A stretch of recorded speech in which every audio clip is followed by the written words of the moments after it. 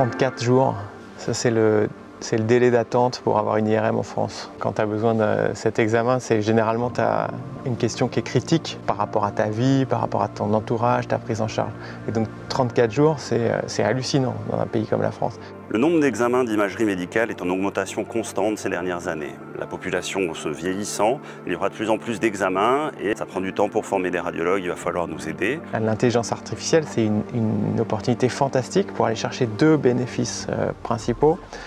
Gagner du temps et aller plus loin dans le diagnostic. Et on s'est dit depuis le départ, ces outils, ces applis, on va les construire avec des équipes médicales. Et donc assez naturellement, on est allé voir des gens qui avaient cet ADN-là, dont on était proche, et on leur a proposé de choisir des thématiques cliniques et de co-construire une application. Le groupe 3R, j'avais déjà travaillé avec eux par le passé. C'est des gens qui sont prospectifs, innovants, et tout de suite ils ont embrayé sur le projet.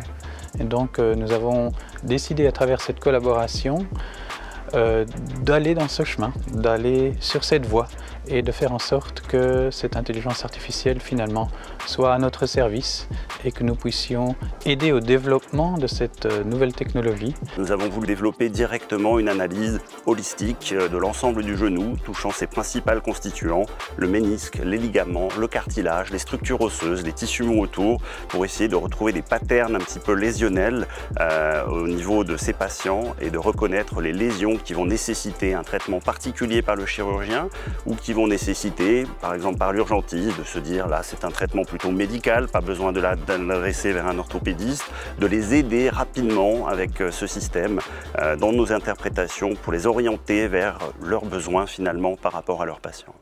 Dans quelques jours, on ira à l'hôpital Saint-Joseph. C'est un hôpital parisien de renom avec une équipe d'imagerie de pointe qui est une des leaders en France. On va rencontrer le docteur Zins qui lui est un des radiologues référents dans le domaine de l'imagerie abdominale en France et en Europe. L'occlusion intestinale est un enjeu de santé publique puisque c'est un des principaux motifs de consultation aux urgences pour les patients ayant une douleur abdominale. Et l'imagerie est un examen clé, en particulier le scanner, pour décider de cette stratégie de traitement. Avec l'équipe du docteur Zins, on a un partenariat très fort qui s'établit et fort avant tout dans la rencontre des cultures. Il y a d'un côté l'équipe médicale qui amène sa culture du patient, sa culture de l'imagerie, comment on prend en charge, comment on répond à la question clinique.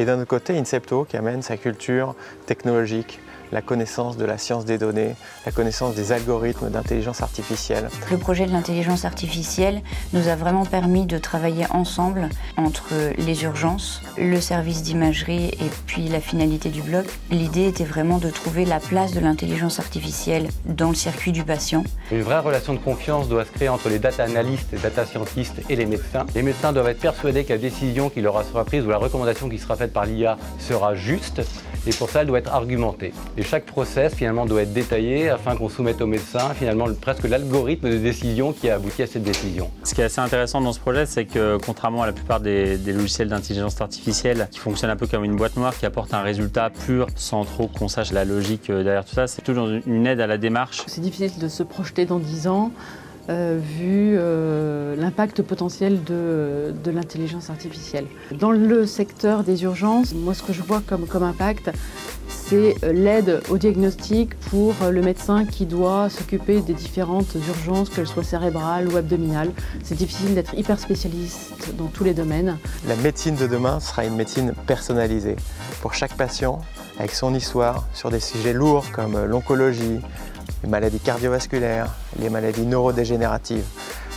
Il a une histoire, un bagage. En fait, l'intelligence artificielle va permettre de bien comprendre toutes ces informations, mieux arriver à comprendre l'histoire de ce patient et elle va amener ces informations au médecin pour qu'il se concentre ensuite sur l'essentiel, c'est le dialogue entre le patient et ce médecin et prendre les bonnes décisions avec les informations qu'il a.